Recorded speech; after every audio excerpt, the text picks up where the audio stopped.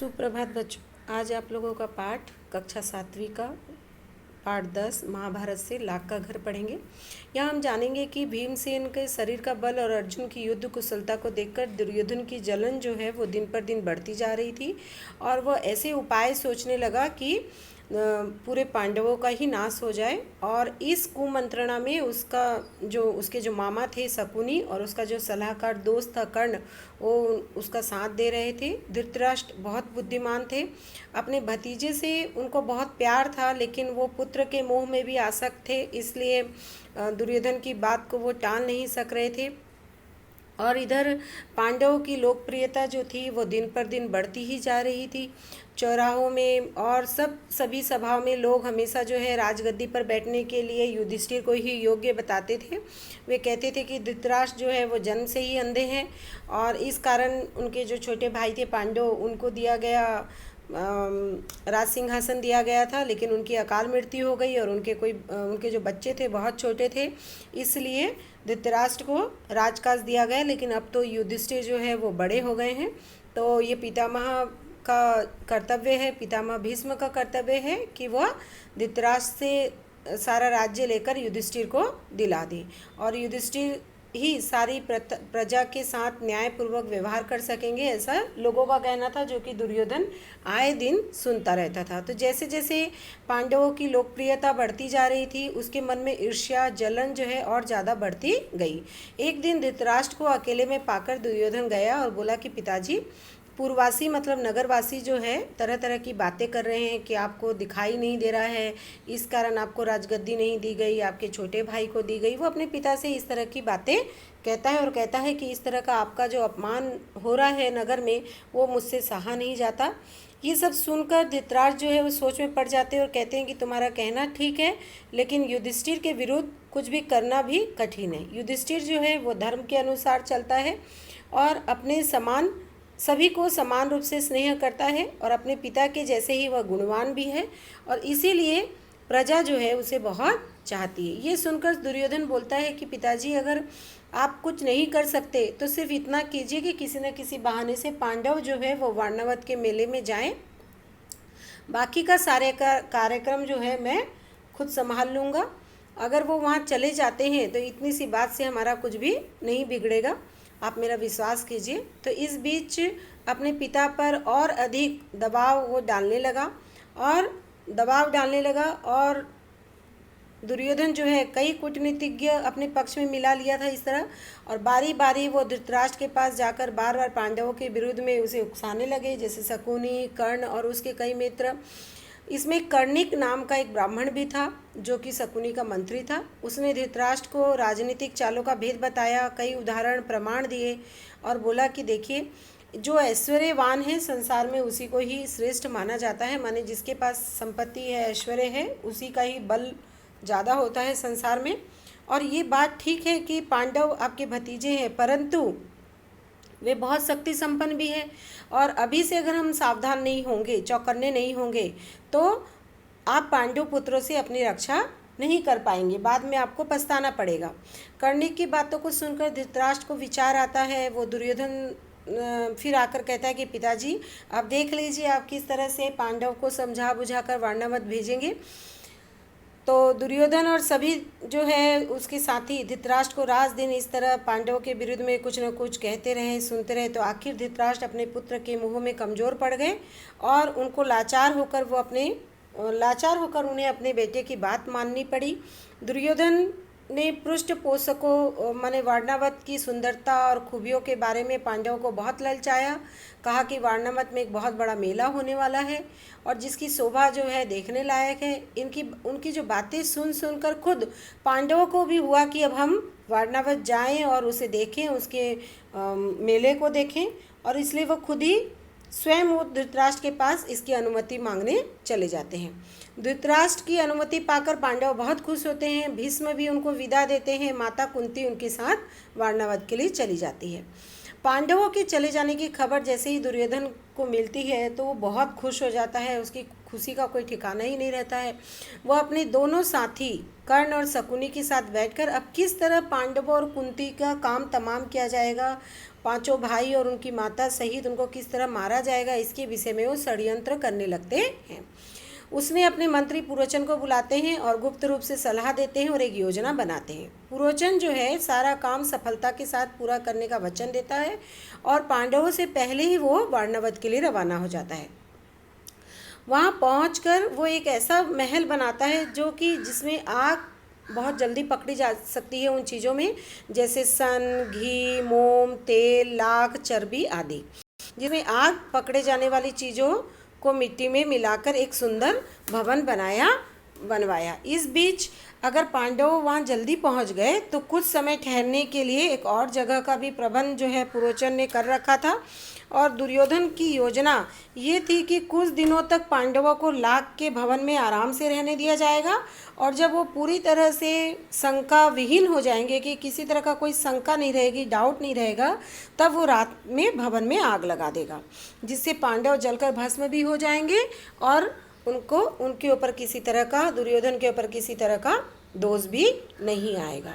उसके बाद हम उसका 11वां पार्ट भी पढ़ लेंगे। आज देखते हैं कि आगे चलकर क्या होता है, पांडवों की रक्षा किस प्रकार होती है। अब वो लोग वारणावत तो चले जाते हैं, पांचों पांडव अपनी माता कुंती के साथ चले जाते हैं।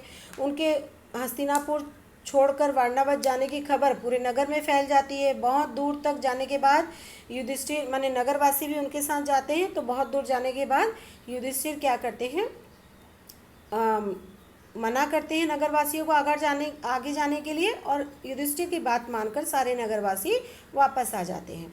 तो दुर्योधन के षड्यंत्र और उससे बचने का उपाय जो है विदुर ने युधिष्ठिर को पहले ही बता दिया था। ठीक है, अपनी गूढ़ भाषा में उन्होंने समझा दिया था, अपनी चालाकी से समझा दिया था कि दुर्योधन इस तरह का काम करने वाला है। वारणावत के लोग पांडवों के आगमन की खबर पाकर बड़े खुश होते हैं और उनके वहाँ पहुँचने पर उन्होंने बड़े ठाट बाट से उनका स्वागत करते हैं। और जब तक लाख का भवन बनकर तैयार होता है तो पांडव दूसरे घर में ही रहते हैं जहां पुरोचन ने उनके रहने के लिए पहले से प्रबंध कर रखा था। तो भवन में प्रवेश करते ही युधिष्ठिर ने उसे बहुत ध्यान से देखते हैं युधिष्ठिर, और विदुर की बातों को याद करते हैं। ध्यान से देखने पर युधिष्ठिर को पता चलता है कि ये पूरा घर जो है बहुत जल्दी आग पकड़ने वाली चीज़ों से बना हुआ है। युधिष्ठिर भीष्म को भी ये भेद बता देते हैं और कहते हैं कि सावधान रहना है, कि यद्यपि हमें पूरी तरह से पता है कि यहाँ रहना खतरनाक है, फिर भी हमें विचलित नहीं होना है, घबराना नहीं है। पुरोचन को इस बात की बिल्कुल भी भनक नहीं होनी चाहिए कि हमें उसके षड्यंत्र का पता चल चुका है, हम मौका पाकर यहाँ से निकल जाएंगे। लेकिन हमें अभी कोई ऐसा काम नहीं करना है जिससे शत्रु के मन में थोड़ा भी संदेह हो जाए कि हमें उसके भेद का पता चल गया है। युधिष्ठिर की सलाह पर भीमसेन सहित सभी भाई और कुंती मान लेते हैं उसकी सलाह को, और वे उसी लाख के भवन में रहने लगते हैं। इतने में विदुर का भेजा हुआ एक सुरंग बनाने वाला कारीगर जो है वारणावत नगर में आ पहुंचता है। उसने एक दिन पांडवों को अकेले में पाकर अपना परिचय वो देता है कि आप लोगों की भलाई के लिए मुझे हस्तिनापुर से विदुर ने भेजा है। और विदुर ने युधिष्ठिर से एक सांकेतिक भाषा में कुछ कहा था, वो सारी बात वो बताता है कि मैं उस बात को जानता हूँ, तो यही मेरे सच्चे मित्र होने का सबूत है। वो कहता है आप मुझ पर भरोसा रखें, मैं आप लोगों की रक्षा के लिए आया हूँ। इसके बाद कारीगर क्या करता है, महल में पहुँच जाता है और गुप्त रूप से वहाँ पर कुछ दिन रहने के बाद वो एक सुरंग बना देता है, जिस सुरंग के रास्ते से पांडव जो है महल के अंदर से नीचे नीचे 4 दीवारी और गहरी खाई को लांघकर सुरक्षित बेखटके बाहर निकल सकते थे। तो इस गुप्त रूप से और खूबी से ये जो काम हुआ कि पुरोचन को अंत तक भी इस बात का पता नहीं चला। पुरोचन ने लाख के भवन के द्वार पर ही अपने रहने के लिए एक स्थान बनवा लिया। तो इस कारण पांडवों को भी सारी रात जो है हथियार लेकर, क्योंकि दुश्मन उनके निकट ही था, तो वो भी हथियार लेकर सारी रात चौकन्ने रहते थे। उसके बाद एक दिन पुरोचन ने सोचा कि पांडव का काम तमाम करने का समय आ गया है, और समझदार युधिष्ठिर भी उसके रंग ढंग को समझ गए थे कि वो क्या सोच रहा है। युधिष्ठिर की सलाह पर माता कुंती क्या करती है, उसी रात एक बहुत बड़े भोज का प्रबंध करती है, माने एक खाने का भोजी भात का जो है वो प्रबंध करती है। नगर के सभी लोगों को भोजन कराती है और बड़ी धूमधाम से, मानो जैसे बहुत बड़ा उत्सव मनाया जा रहा हो। खूब खा पीकर भवन के सभी कर्मचारी जो है गहरी नींद में सो जाते हैं। इधर पुरोचन भी सो जाता है। आधी रात के समय भीमसेन क्या करता है, वो भवन में कई जगह आग लगा देता है और फिर पांचों भाई माता कुंती के साथ सुरंग के रास्ते से रास्ता टटोलते टटोलते बाहर निकल जाते हैं। भवन से बाहर वे निकले ही थे कि पूरे भवन में आग लग जाती है और पुरोचन उस मकान में ही रहता था, इसी के लिए वो भी उस आग के चपेट में आ जाता है। और कौरवों के अत्याचार से जनता जो है वो क्षुब्ध हो जाती है, आकार मचाने लगती है, कौरवों की निंदा करने लगती है कि कैसे भाई है, बाकी अपने भाइयों को उन्होंने आग के भेंट चढ़ा दिया। और इस तरह से अनाप शनाप जनता जो है कौरव दुर्योधन को गाली देने लगती है। वारणावत के लोगों ने तुरंत ही हस्तिनापुर में खबर पहुंचा दी कि पांडव जिस भवन में ठहराए गए थे वो जलकर राख हो गया है और भवन में कोई भी जीता नहीं बचा। धृतराष्ट्र और उनके बेटों ने पांडवों की मृत्यु का बहुत शोक मनाया, गंगा किनारे गए और पांडव और कुंती को जलांजलि दी। मरने के बाद जल की अंजलि, मरने अंजलि में पानी लेकर उनको तर्पण किया जाता है, वो किया। फिर सब मिलकर बड़े जोर जोर से रोते और विलाप करते हुए घर लौटे। परंतु जो विदुर था, जो देख रहा था, वो अपने शोक को मन में ही दबा रखा था, क्योंकि वो ज़्यादा शोक प्रदर्शन नहीं कर सका, क्योंकि उसे पूरा विश्वास था कि पांचों पांडव सहित कुंती जो है वो सुरक्षित बाहर निकल चुकी हैं। और पितामह भीष्म को मानो शोक के सागर में थे, पर उनको विदुर ने धीरज बंधाया और पांडवों के बचाव के लिए किए गए जो भी सारे प्रबंध उसको बताकर भीष्म पितामह को उनको चिंता मुक्त उन्होंने किया। लाख के घर को जलता हुआ छोड़कर पांचों भाई माता कुंती जब बच निकले और जंगल में पहुंच गए, तो जंगल में पहुंचने पर भीमसेन ने देखा कि रात भर जगे होने और चिंता और भय से पीड़ित होने के कारण चारों भाई बहुत थके हुए थे। माता कुंती की दशा तो बहुत ही दयनीय थी, बेचारी थक कर चूर हो गई थी। इसलिए महाबली भीम ने क्या किया, माता को उठाकर अपने कंधे में बैठा लिया, नकुल और सहदेव को अपने कमर में ले लिया, युधिष्ठिर और अर्जुन को अपने दोनों हाथों में पकड़ लिया और एक मतवाले हाथी की तरह झाड़ झंझाड़ पेड़ पौधों को उखाड़ता हुआ वो भीमसेन आगे चलने लगा। जब वे गंगा के किनारे पहुंचे तो वहां पर विदुर की भेजी हुई एक नाव उनको मिली।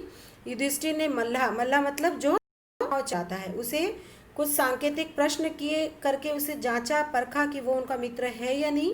और अगले दिन शाम होने तक वे इसी तरह नाव में चलते रहे और जब वे एक सुरक्षित स्थान पर पहुंच गए, सूरज डूब गया था, रात हो चली थी, चारों तरफ अंधेरा छा गया था।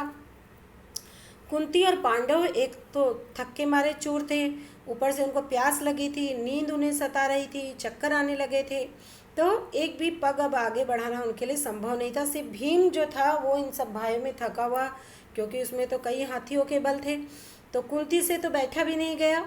अब दीन भाव से बोली कि मुझे बहुत जोर से प्यास लग रही है, तो कोई मुझे पानी लाकर पिलाए। तो माता और भाइयों का ये हाल देखकर भीमसेन जो है वो उसका हृदय दुखी हो जाता है। वो भयानक जंगल में घुस जाता है, इधर उधर घूमकर एक जलाशय का पता लगाता है और वहाँ से पानी लाकर अपने भाइयों और माता को पिलाता है। ठीक है, फिर उनकी सूध बूध तक नहीं रही, पानी पीकर चारों भाई और माता कुंती जो है ऐसे सोए कि उन्हें कुछ पता ही नहीं। अकेला बेचारा भीमसेन जो था वो मन ही मन कुछ सोचता रहा, चिंता भाव में बैठा रहा। पांचों भाई और माता कुंती के लिए उनके बहुत विघ्न बाधाओं का सामना करते हुए, मुसीबतों को झेलते हुए उन्होंने रास्ता पार किया। कभी वो माता कुंती को उठाकर तेज चलते, कभी खुद थके मांदे बैठ जाते। तो इस तरह से उन्होंने जंगल पार किया और एक नगरी जिसका नाम था एक चक्रा नगरी, वहाँ जाकर ब्राह्मण के घर में वो रहने लगी। माता कुंती के साथ पांचों पांडव जो है एक चक्रा नगरी में भिक्षा मांगकर अपना गुजारा कर रहे थे। भिक्षा के लिए जब पांचों भाई बाहर निकलते तो सबसे बड़ा कुंड जो है वो भीम का ही होता था, क्योंकि उसको थोड़े से खाने में नहीं चलता था। ठीक है, तो पांचों भाई जो भी भिक्षा लेकर के आते थे, कुंती उसके 2 हिस्से करती थी, एक हिस्सा पूरा भीमसेन को देती थी और बाकी दूसरे हिस्से में से ये पांचों खाते थे, माने माँ और बाकी चारों भाई खाते थे। ठीक है, तो भीमसेन ने वहाँ के कुम्हार से दोस्ती कर लेते हैं उसके बाद, और उसके मिट्टी खोदने की में मदद करते हैं और कुम्हार भीम से बहुत खुश होते हैं और उसको एक बहुत बड़ी हांडी बनाकर देते हैं और उस हांडी को लेकर भीम जो है भिक्षा मांगने निकलते थे। और इस तरह इतना बड़ा शरीर और इतना बड़ा हांडी को देखकर उस नगरी के बच्चे बच्चे हंस हंस कर लोटपोट हो जाते थे। एक दिन चारों भाई भिक्षा के लिए गए। अकेला भीमसेन ही माता कुंती के साथ घर पर रह गया था। कहा आज मैं नहीं जाऊंगा। इतने में ब्राह्मण के घर के भीतर से रोने की आवाज़ आई और अंदर जाकर देखा कि ब्राह्मण और उसकी पत्नी जो है वो रो रहे थे। ब्राह्मण बहुत दुखी मन से अपनी पत्नी को कह रहा था कि तुम्हें कितनी बार समझाया था कि इस अंधेर नगरी को छोड़कर हम चले जाते हैं, तुम नहीं मानी, तुम यहीं रुकी।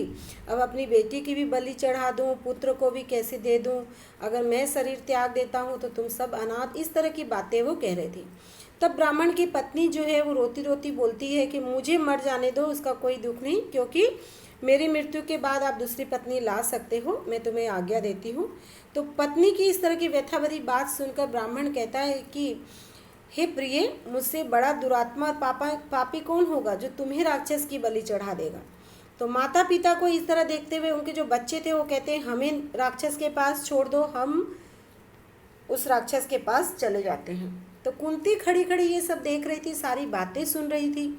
अपनी बात कहने का उसने ठीक मौका देखा और बोली कि हे ब्राह्मण कुमार, क्या आप कृपा करके बताएंगे कि क्या बात है, आप क्यों दुख हैं, सभी क्यों दुखी हैं। तो ब्राह्मण कहता है कि यहाँ पास में एक नगरी के पास में एक गुफा है जहाँ पर एक बहुत अत्याचारी राक्षस रहता है और 13 वर्षों से उसने एक नियम बना रखा है, जुल्म बना ढा रखा है। और इस देश का जो राजा है वैत्रकीय नाम का, जो कि महल में रहता है, पूरा निकम्मा है और प्रजा को राक्षस के अत्याचार से वो नहीं बचा रहा है। तो घबराकर नगर के लोगों से मिलकर अनुनय विनय करके कोई एक नियम है, राक्षस का नाम है बकासुर, उसकी बात मान ली गई और समझौते के अनुसार इस नगरी के लोग जो है बारी बारी एक एक आदमी और खाने की कुछ चीज़ें हर सप्ताह उस राक्षस तक पहुंचाते हैं। माने खाने की चीज़ों के साथ साथ वो उस आदमी को भी खाता है बकासुर। तो आज मेरे घर की बात है, आज मेरा बारी है। तो ब्राह्मण की बात का कोई उत्तर देने से पहले ही कुंती ने भीमसेन से सलाह की और बोली कि देखिए विप्रवर, मतलब हे ब्राह्मण कुमार, आप चिंता छोड़ दें, मेरे 5 बेटे हैं। तो राक्षस के पास जो है मेरा बेटा भीम जो है वो आज खाना लेकर जाएगा। ब्राह्मण सुनकर चौंक जाता है, कहता है आप तो मेरी अतिथि है, मैं ऐसा नहीं कर सकता। तो कुंती को डर था यदि ये बात फैल गई कि दुर्योधन और उसके साथियों को पता चल गया कि पांडव एक चक्रा नगरी में छिपे हैं, तो इसलिए उसने ब्राह्मण से इस बात को गुप्त रखने के लिए कहा कि आप चिंता मत कीजिए, भीमसेन को बताते हैं कि बकासुर के पास जो है भोजन सामग्री लेकर जाना होगा। तो युधिष्ठिर गुस्सा हो गए और बोले कि कैसा दुस्साहस कर रही हो तुम माँ। तो युधिष्ठिर की इस बात को कड़ी बातों का उत्तर देते हुए कुंती बोलती है कि इस ब्राह्मण के घर में हमने कई दिन आराम से बिताए हैं, आज इस पर मुसीबत आई है, तो मनुष्य होने के नाते हमें इसका बदला चुकाना ही होगा। और कहती है कि बेटा भीम की शक्ति और उसके बल से सभी कोई परिचित है, तो बिल्कुल चिंता करने वाली बात नहीं है। जो वारणावत से यहाँ तक हमको अकेला उठाकर ला सकता है, हिडम्ब का वध कर सकता है, तो भीम के बारे में मुझे किसी तरह का कोई भी डर नहीं है। बकासुर के पास भेजना हमारा कर्तव्य है। इसके बाद नियम अनुसार नगर के लोग खाने पीने की चीज़ें गाड़ी में रख के ले जाते हैं। भीम उछलकर गाड़ी में बैठ जाता है और शहर के लोग बाजे बजाते हुए कुछ दूर तक उसके पीछे पीछे चलते हैं और एक निश्चित स्थान पर लोग रुक जाते हैं। अकेला भीम अब गाड़ी को दौड़ाता हुआ आगे जाता है। इधर खाना ले जाने में देरी हो चुकी है। राक्षस जो है वो भूख से तड़प रहा था बहुत, ठीक है, बहुत ज़ोर से उसे भूख लगी हुई थी, गुस्से में था वो बिल्कुल। अब जो है बहुत देर हो गई थी, गुस्से में था, वो गुफा के बाहर आता है। देखता क्या है, एक मोटा सा आदमी जो है बड़े आराम से बैठा हुआ भोजन खा रहा है, वो है भीमसेन, ठीक है। तो ये देखकर बकासुर की आंखें जो है वो क्रोध से एकदम लाल हो जाती है। इतने में भीमसेन की जो निगाह उस पर पड़ती है, हंसते हुए उसका नाम लेकर पुकारता है। भीमसेन की ये ठिठाई देखकर राक्षस और भी गुस्सा हो जाता है। अब भीमसेन ने बकासुर को जब अपनी ओर आते हुए वो देखते हैं तो उसकी अपनी पीठ को फेर लेते हैं, मैंने उसकी तरफ अपनी पीठ दिखा देते हैं और कुछ भी परवाह करके, बिना किसी परवाह के खाना खाने में मस्त हो जाते हैं। खाली हाथों काम न बनते देखकर राक्षस एक बहुत बड़ा पेड़ जड़ से उखाड़ता है और भीमसेन पर दे मारता है। परंतु भीमसेन ने बाएं हाथ से उस पेड़ को, मतलब लेफ्ट हैंड से उस पेड़ को रोक लेते हैं और दोनों में घमासान युद्ध होता है। बकासुर को ठोकरे मारकर भीमसेन गिरा देते हैं और कहते हैं कि दुष्ट राक्षस थोड़ा आराम कर दे मुझे। थोड़ी देर सुस्ताकर भीम बोलते हैं अच्छा अब उठो तुम, अब चलो अब लड़ाई के लिए सही समय है। बकासुर उठकर भीम के साथ लड़ने लगता है और भीम ने भी उसको ठोकरे लगाकर फिर उसको गिरा देते। इस तरह बार बार पछाड़ खाकर राक्षस उठकर भिड़ जाता है। आखिर भीम ने उसको क्या करते हैं, उसको मुंह के बल गिरा देते हैं और उसकी पीठ पर अपने घुटनों से ऐसी मार देते हैं और उसकी जो रीढ़ की हड्डी है मतलब बैकबोन उसको तोड़ देते हैं। राक्षस अब दर्द के मारे चीख उठता है और उसके प्राण पखेरु उड़ जाते हैं, मतलब वो मौत के घाट उतर जाता है, उसकी मृत्यु हो जाती है। अब भीमसेन उसकी लाश को घसीटते हुए नगर का जो मेन गेट था फाटक पे ले जाकर पटक देते हैं और फिर उस घर आकर उसने भीमसेन ने अपनी माँ को सारा हाल बताया। तो बच्चों यहाँ तक आपका ये पाठ था, इसे ध्यान से पढ़िएगा। इसके बाद का जो पाठ है हम अगली क्लास में पढ़ेंगे। धन्यवाद, आपका दिन शुभ हो।